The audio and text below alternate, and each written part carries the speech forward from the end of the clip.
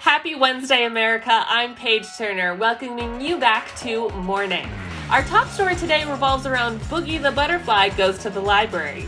It's the sequel to last year's immensely popular Boogie the Butterfly Goes to School, and it's already sold over 14 billion copies. We've brought in the book's author and the book's publisher to discuss its success.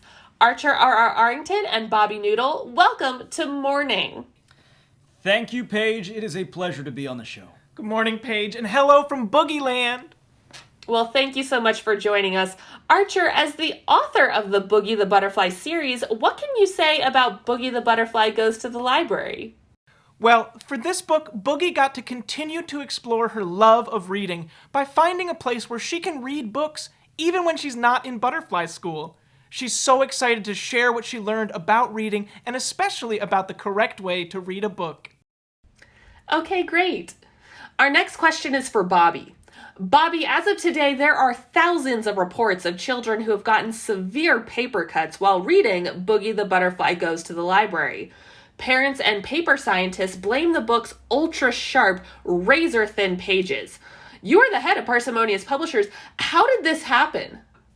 Well, listen, Paige, the important thing here is that the children are reading. But unfortunately, due to the digitalization of education, these children are not being taught proper reading technique. These kids are getting paper cuts because the schools are not teaching children how to properly turn pages, Paige Terner. Okay, but to be clear, Bobby, these are no ordinary paper cuts. There are over now 10,000 reports of children slicing off whole digits while reading the new book. Are you suggesting that these heinous disfigurations are due to children not being taught how to turn pages correctly? What I'm suggesting, Paige, is that these kids are being failed by the education system. These kids are not being taught proper book reading technique or how to deal with paper lacerations. I'm still struggling here. Archer, maybe can you help me understand this situation? What was your reaction upon learning that your book had caused children to lose fingers and, in some extreme cases, even whole arms? Well, Paige, just earlier today, I was talking to Boogie herself, and just this morning, one of her own legs was lost at the Boogie Land breakfast picnic. She wanted me to tell those kids that she feels like she can relate to them more than ever, and that she still loves them, no matter how many fingers or limbs they may be missing. Okay.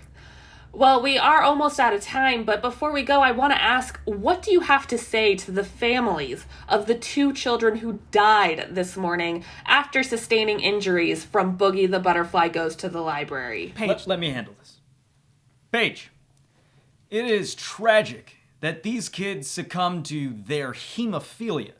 And it's tragic that children can get hemophilia at all. But these kids could have died from reading any of the Harry Potters, one of the 500 Redwall books, but instead, they died reading an inspirational story about a butterfly who can read. So in a way, we are proud that these children were boogieing with us until the very end. And I'm afraid we'll have to end there, gentlemen. Thank you so much, Bobby Noodle and Archer R.R. Arrington. Boogie the Butterfly Goes to the Library is now available in all major bookstores and online. After the break, this man gets naked in your home every Wednesday and Friday. Who is he and what can you do to stop him? After this.